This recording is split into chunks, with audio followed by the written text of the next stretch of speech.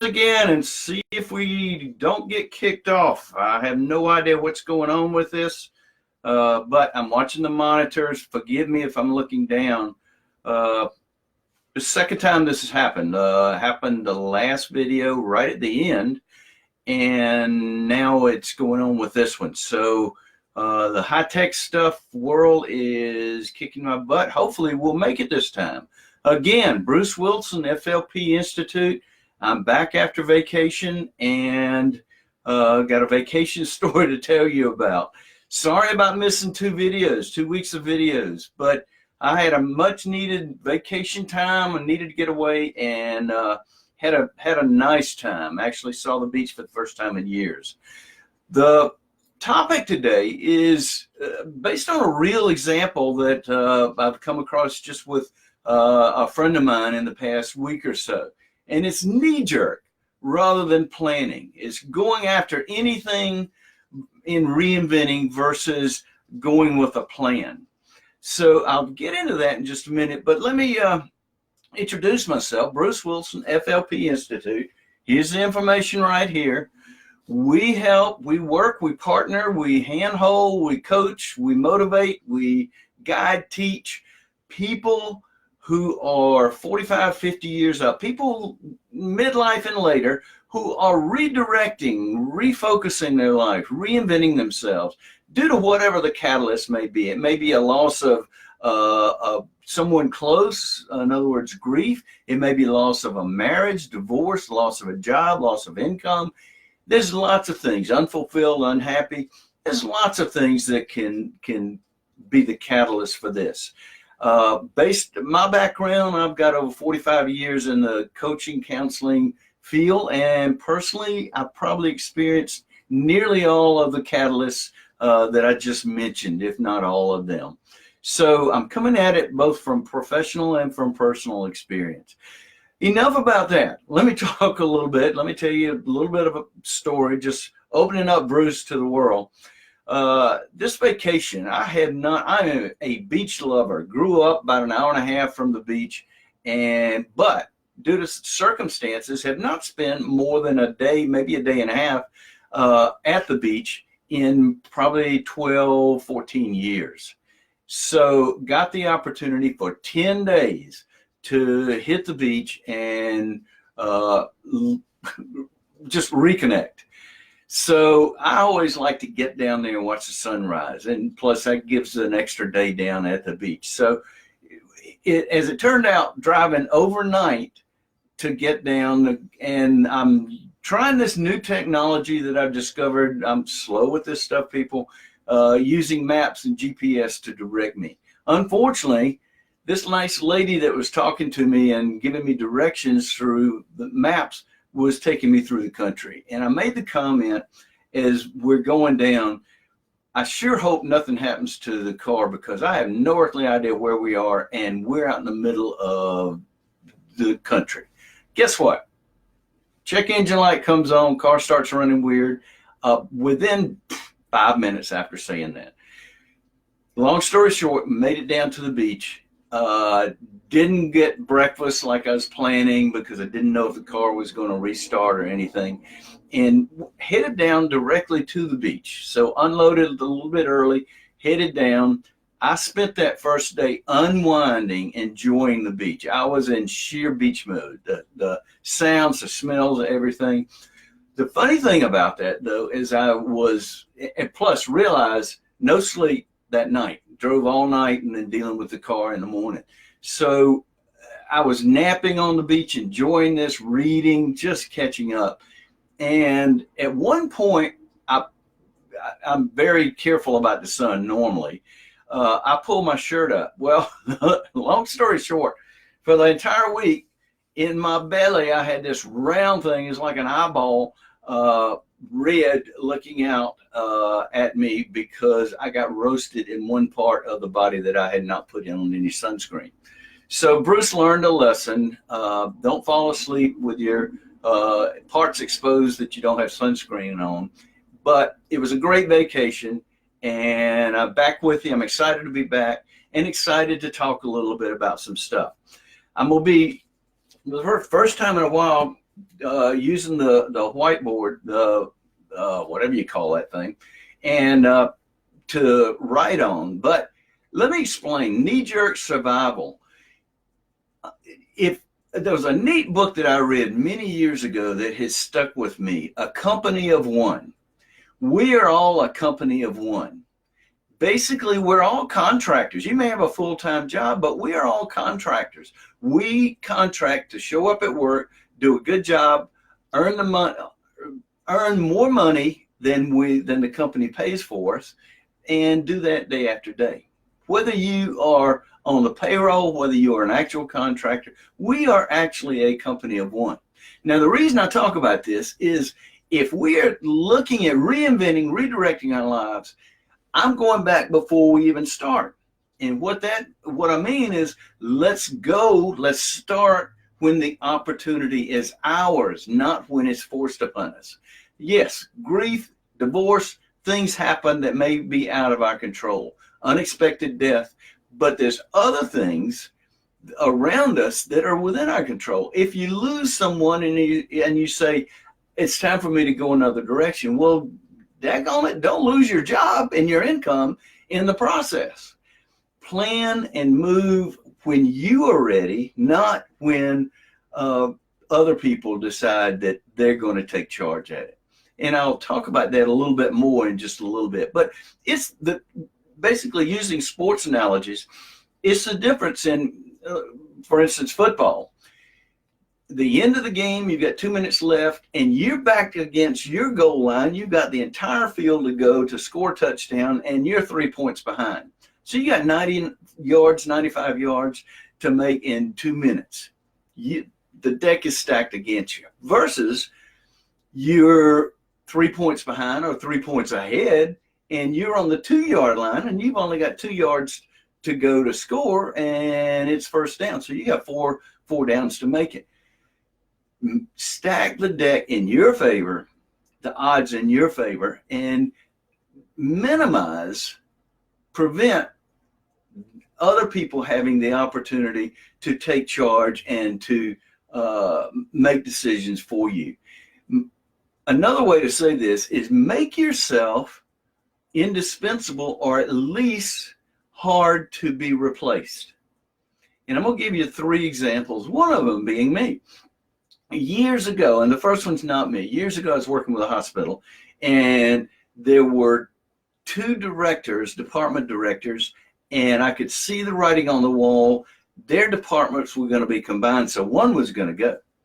And I recommended to one of the directors, said, be aware this is going to happen. Well, I actually recommended to both of them, so it was an even keel.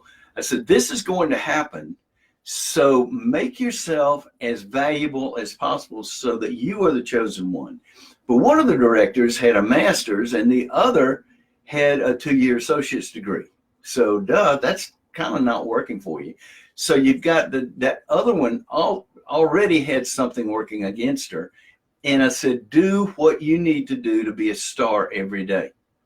And the end result, she was escorted off premises. She lost her job. And guess what? One of the things that she did not change, over the many years she had worked at this organization, things had she'd gotten a little bit loose, a little bit flexible, and tardiness.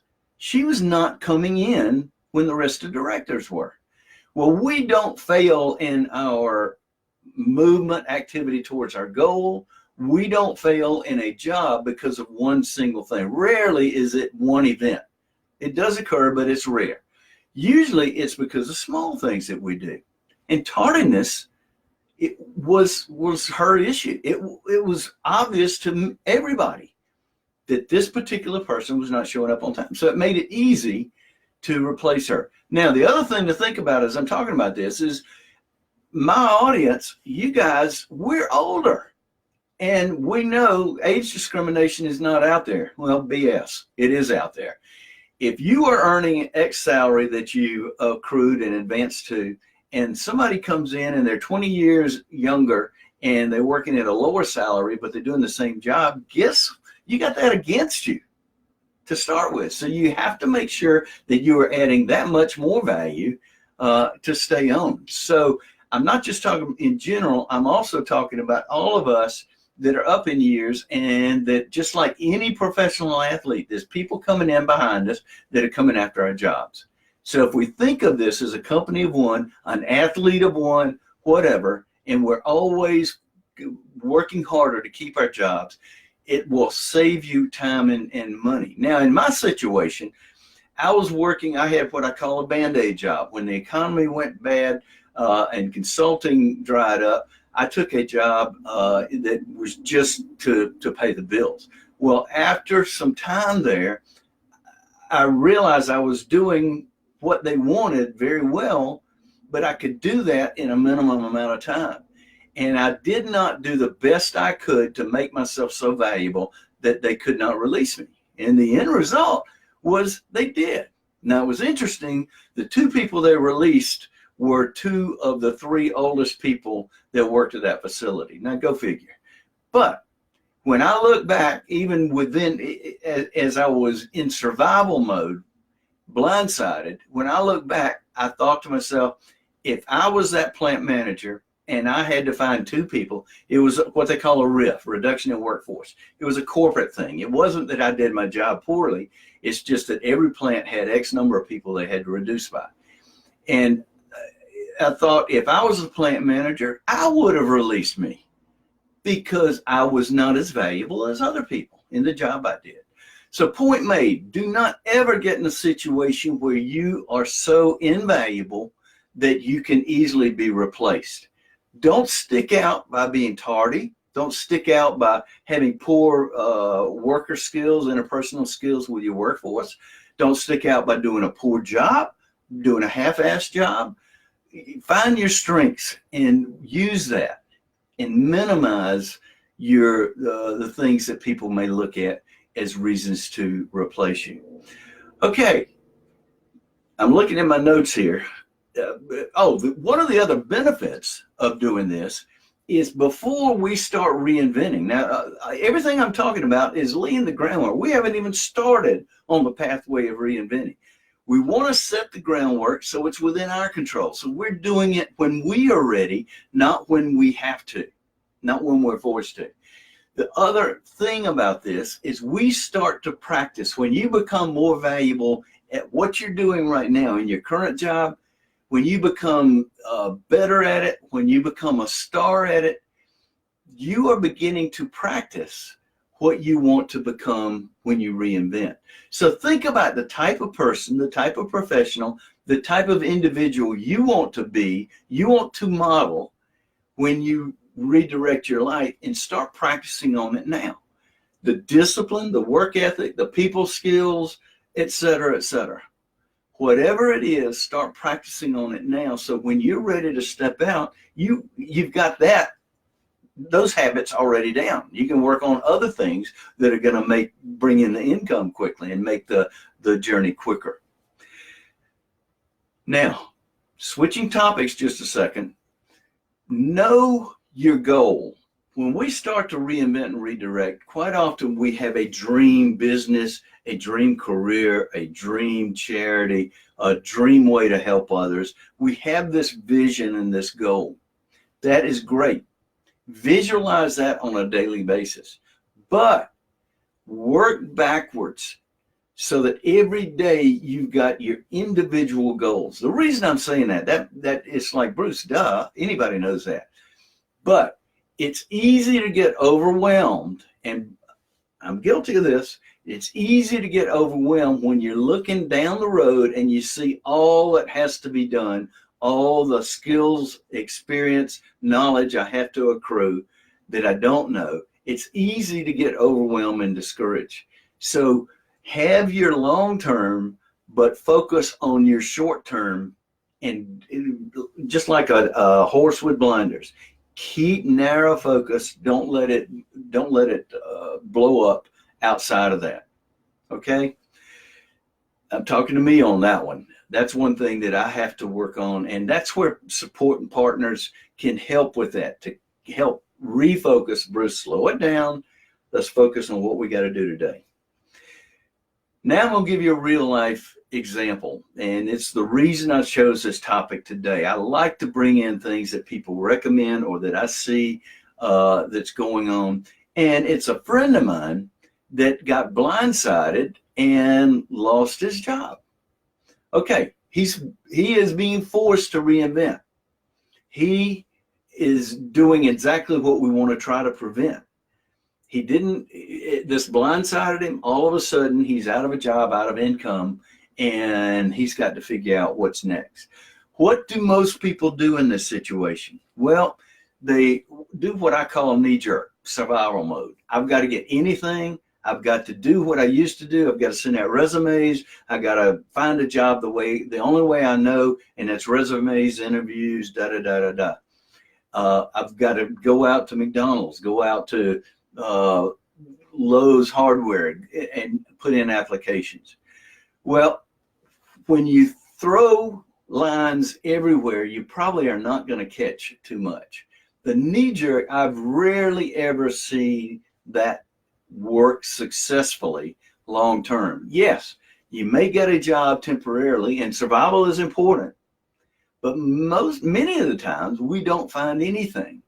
And it is temporary because it's not the job we want. So therefore, many people don't do a good job at that, and they get dissatisfied real quickly. My recommendation is work with a plan. Don't just knee-jerk. Work from your strengths versus your weaknesses. And I'm going to use this particular person as an example. Weaknesses, any job that is minimum wage. You're not going to make a whole bunch of money at minimum wage. So when you're going to flipping burgers and stuff like that, if you've got strong skills and you're backing down to that, that's going to be really tough for you to be fulfilled, for you to stay there after a while. Now, yes, again, you may be thinking, Bruce, this is survival. I got bills to pay. But how long are you going to pay the bills at minimum wage? Plus, I'm talking about a plan, working from a plan to find a job and to successfully get income coming in versus just a scattered action. So I'm thinking about planning versus knee-jerk. Okay, next thing is anything that you're inexperienced in. And guys, I'm not trying to write so you can read it. I'm just writing notes up here. Anything that you're inexperienced in. I have no idea how to flip burgers in a McDonald's, so I really don't need to be applying there. Think about that. So that's two areas that are your weaknesses. Now, in this particular person's case, he had some stuff way when he was younger that make it difficult for him to get hired. I'm being nice. So anything with this particular person, if you've got things like this, background check.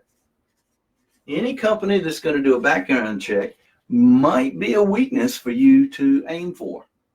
And then at the same time, try to work to clean the record so that you can be hired to get this off. Okay, what do I mean by strengths? Work from your experiences. This particular person is a whiz at computer repair. So computer repair. Guess what? He's also super good at iPhone repair. So, iPhones. With both of these, he's learned how to do wiring things. And he's got a motorcycle. Duh. Guess what? I've got a friend who has a motorcycle. Is that unusual? So, he does rewiring and has added all kind of gizmos and stuff to his own bike. I had no idea how many speakers he's got on there. So, wiring, particularly with bikes. Now, you may say, Bruce, that's pretty in-depth. Yes, I'm not saying become an electrical wizard with bike wiring, but this person is knowledgeable enough that he can Google how to do anything that he doesn't know, and he can figure it out. Now, how do you make money on this if you need quick income? Well, you figure out how to market. For instance, and you get creative. And I'll give you an example that I actually gave to him. He said, look at your market. Ask 10, 20 people that you know, what is the biggest thing you would like to purchase computer-wise? And surface, where is there the biggest need? Is it computers for PCs or laptops for students, for academics? Is it for businesses upgrading? Is it for gaming? Is it for whatever? Is it for older people? You know, where is the market? And then once you start to find a market, and maybe one or two markets, then go on Craigslist, eBay, find those types of things, purchase at low end, refurbish them, and sell them for a profit to your market. It's immediate, fast income. You can turn over stuff if you find the right market, and it doesn't take a lot of overhead. And this particular person is brilliant at doing that. He does it for himself. He's done it for me. He's done it for other people. So start to look where you can get income quickly if you need. Or if you're doing this with a plan, work from your strengths. Actually, I got to be honest. Early in my career, I did just the opposite. I worked from my weaknesses and it was by plan. It's like I need to shore up my weaknesses, so I need to focus on that so I can get better. Well, I lost a lot of valuable time until I finally learned from a mentor, Bruce, you're working from your weaknesses, you're not working from your strengths. This is what you're good at. Don't focus on this. Focus on what you're good at. That's the only thing I'm saying. As we're reinventing, work with a plan, work with our strengths, and move forward with that. And be creative in how you do it. Forget about the past. Think and go to other people. It's tougher to see the forest for the trees when we're in the midst of survival mode or when in the midst of trying to reinvent. Ask other people to brainstorm. Give me ideas, creative ideas. The thing about Craigslist and refurbishing computers and selling laptops and selling, he hadn't thought about that. Yet he's done it himself. And the reason he hadn't thought, because he was in frantic desperation mode. So work with a plan. Always, no matter where you are in life, always consider yourself a company of one. We are contracted every day to go in and do our job, and we must make more value for that company than that company pays us, whether we are a contractor or a full-time employee. Same thing as you're reinventing yourself. If you are not more valuable at moving ahead in this reinvention, in this new direction, in this new phase of life, if you're not more valuable than you're costing yourself, i.e. the bills, etc., then you'll probably fail. So keep that in mind. A company of one, every day I wake up and try to do better, provide more value than my cost. Thanks a bunch. Please share with others. Let people know we're out here. Please give likes. Please share the videos with others.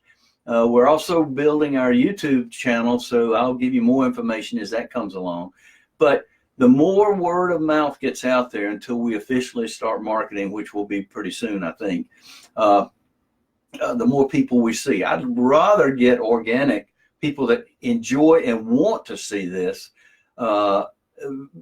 That's usually more solid, more fun for me. But in the meantime, spread the word. Thanks a bunch.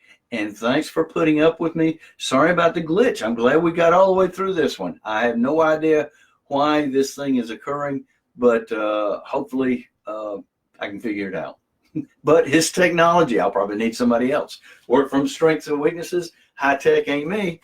Thanks a bunch. Y'all have a good one. Help others. Make a difference. And God willing, I'll see you next week.